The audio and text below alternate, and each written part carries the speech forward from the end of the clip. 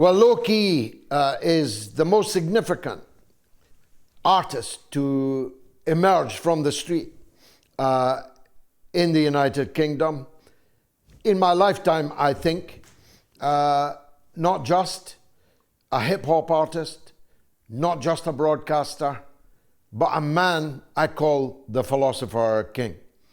Like me, he ain't no academic, bruv. But when you hear him speak, he should be at the United Nations. He should be in Parliament on the front bench. This is a man of towering intellect, integrity, and eloquence. And I'm only glad he's a friend of mine. Loki, welcome back to the mother of all talk shows. Now here I have a difficulty, Loki. I have two football teams, one in Scotland, one in England. Celtic in Scotland, Manchester United in England. Both of them are sponsored by Adidas.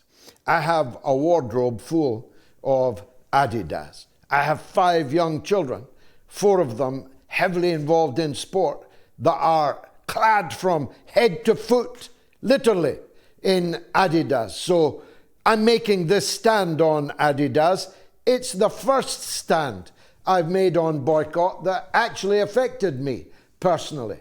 As I said at the beginning, you'd never catch me with a Happy Meal or a glass of Coca-Cola. But I'm going to have to eschew Adidas from now on. And so should everybody else, shouldn't they? Absolutely, George, and thank you so much for your tremendous introduction, which I am certainly not worthy of. And firstly, let me send my salutations to the steadfast and heroic people of Yemen. This is a thousands of years old, this civilization, which is being attacked, maligned, and dehumanized in every way possible and bombed by the Israelis, Britain, the United States, and seemingly with help from the Italians and possibly regional actors. We stand with you, Yemen. We are your brothers and, of course, your sisters here in London. But in thinking about Adidas here, it's important to look at the trajectory of this company. It was, of course, founded just before the rise to power of the Nazis, and the founders and heads of the company became fully registered members of the Nazi Party. And as was the way with corporate infallibility of the World War II period, you had companies like Coca-Cola, companies like Ford, companies like IBM, all of them worked with the Nazis. It's actually out of the Nazi period that you get the invention of Fanta as a drink, because of course Coca-Cola could not import to Nazi Germany some of the ingredients that they needed for Coca-Cola. But the corporate invincibility was such that those very companies which traded with the Nazis and were present in Nazi Germany during World War II actually got reparations from the British and the US following World War II for some of their property which was bombed in Germany at the time. So Adidas as a company has always been aligned in an interesting way with some of the more fascistic manifestations of political movements. But then when you look at even in the last 10 years or so, Adidas came under fire for its partnership with the Israeli Football Association, whereby Adidas was a key partner to it and sponsored football matches in illegal settlements in occupied Palestine. And even in addition to that, Adidas has in recent years heaped hundreds of millions of dollars onto the Israel lobby group and spy agency, the ADL. And just so we're clear about what the ADL is, it's an organization which infiltrated a plethora of groups, even trade unions, but also it spied on the great Archbishop Desmond Tutu, an anti-apartheid activist. It's even believed to have been involved in spying on Martin Luther King. So how is it that Adidas has been able to maintain this reputation as somewhat of a non-partisan company when actually it has taken some pretty significant political positions? And the most recent one it has now cancelled the famous Palestinian model, Bella Hadid. So it seems that Adidas has sought to cancel Palestine, Palestinians, and Gaza. But actually, it will find that Gaza will cancel Adidas. I'm into all of that, but nowadays, I mean, Adolf Dassler was, of course, greatly helped by Hitler and by Nazism and their preoccupation with sport in its various forms.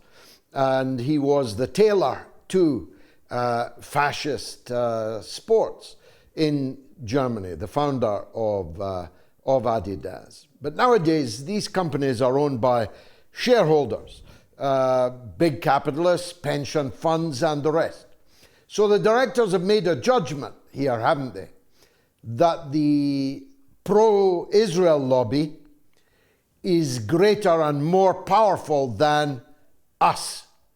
I'm determined to prove them wrong about that. And I pray in aid of the success so far of the boycott of McDonald's, the boycott of Starbucks, and so on. What can you tell us about how the ground lies in the great battle of boycotts? Well, when it comes to Adidas, of course, their top shareholder is none other than Vanguard. And Vanguard has a charitable arm which allows for anonymous donations from donors. Through the Vanguard charitable arm, it has literally pumped hundreds of millions into not only Israel lobby groups, but also Israeli settlements in the West Bank. And that is the top shareholder in Adidas. In terms of the general lay of the land, with companies paying some sort of price for their pro-Israel positions, this is, of course, a welcome development, and we encourage it absolutely. However, we must also be clear that the limit of our action cannot be merely petitions and boycotts at a time of genocidal Zionism, when it's really a choice between late-stage Zionism and late-stage Palestine. And now we have to escalate. Just as the resistance factions across the region are seeking to escalate to meet Israel's aggression on Gaza in an effective way, we also here must, as well as boycotting, look at other ways of taking direct action, civil disobedience in every way that we can.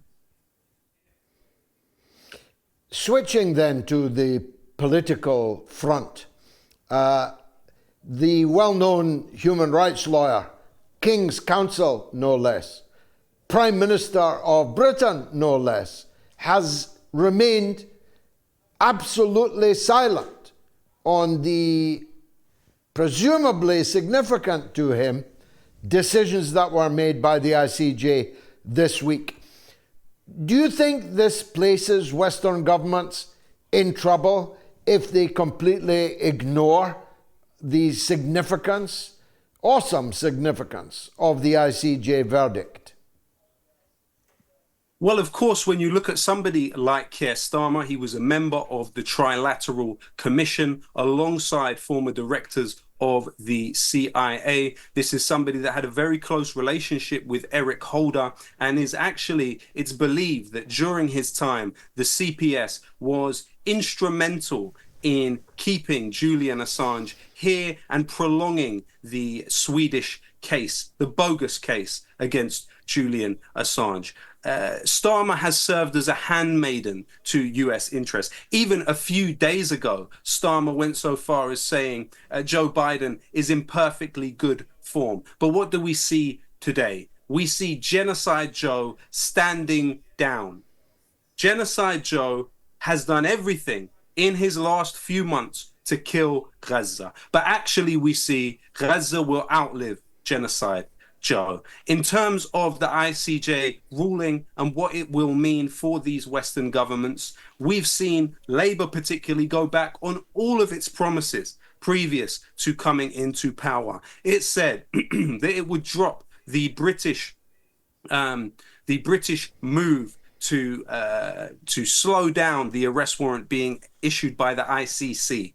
It did not. It came into power and did not. In fact, Lamy had said that Britain would cooperate with any ICC arrest warrant. Clearly, he is against that. Starmer said they would recognize the Palestinian state immediately. He went back on that because he said he didn't want to harm Britain's special relationship with the United States. What we know is this is a decline of US Anglo-Saxon power in the world, and also a decline of Zionism in Palestine. And it seems that people like Starmer and the the US president, but soon to be former US president, Joe Biden, will of course take these governments down with the ship. It's really going to test the integrity of these international legal institutions, the extent to which their pronouncements will actually have an effect on the ground in a tangible way. Well, they'll have an effect in the propaganda war, that's for sure. As I was saying just before you came on, we are now armed with sword and shield of the judgment of the most significant, eminent, most powerful, most important court in the world. And it's our opponents who are defending brazen illegality, and every reference that we can make back to the ICJ will help us harm them. But you're right. Political power comes out the barrel of a gun that you are firing yourself or that you're giving to someone else to fire. Now, amongst the failures of the Keir Starmer government that you adumbrated, there's another. Labour said that they would ban British arms sales to Israel, and today they have said that it would be wrong to have a blanket ban on British arms sales to Israel. The betrayal is never ending.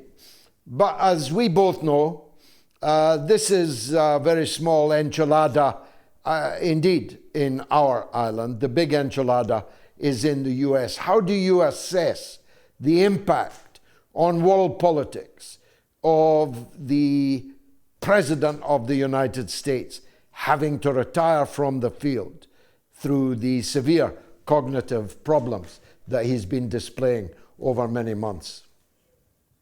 Well, let's be clear. This is an indictment of the aesthetics-obsessed democratic class of sycophants who, for them, the killing, industrial killing of children in Gaza was not a red line, but Joe Biden making them look bad in debates was a red line. Joe Biden has a very well-cultivated image as somehow an anti-racist, but how does that actually line up against his historic record? Let's not forget that Joe Biden was responsible for the omnibus crime bill in 1994, which doubled the US prison population and quadrupled the sentences that people were getting. The Anti-Drug Abuse Act of 1986, which was partly written by Biden, ratcheted up penalties for drug crimes. You saw particularly the disparity in sentencing between crack cocaine and powder cocaine. At the same time, when Gary Webb revealed the CIA was pumping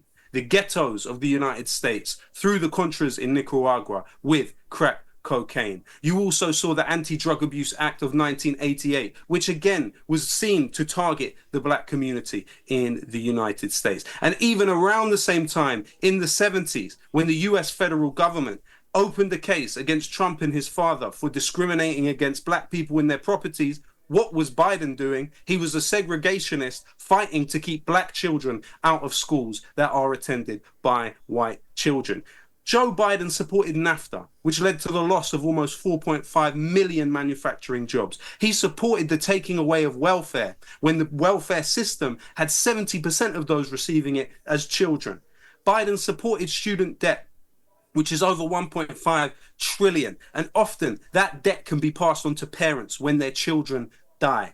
Biden voted to repeal the Glass-Steagall Act, which regulated the banks, and this then in turn led to the 2008 crash. Biden supported private healthcare, which is believed to be responsible for 2/3 of the 10,000 bankruptcies a day which afflict the United States. Of course, Joe Biden is a creature of that system. He escalated in Ukraine to a level previously unimaginable.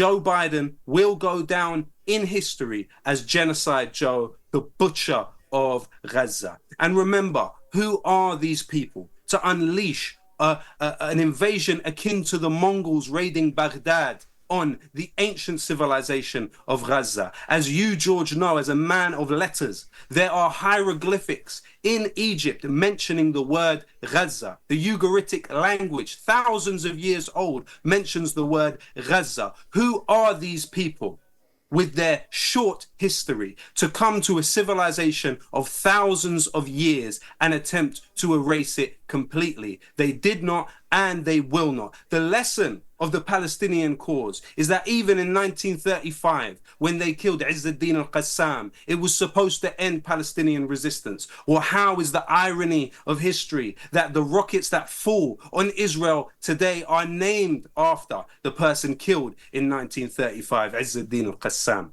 They cannot take on Gaza, they cannot take on the mighty Yemen, and they will go scuttling back to the United States and even to Europe. I couldn't follow that, Loki, and I wouldn't want to.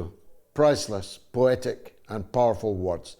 Thank you very much for joining us on this auspicious evening on the mother of all talk shows.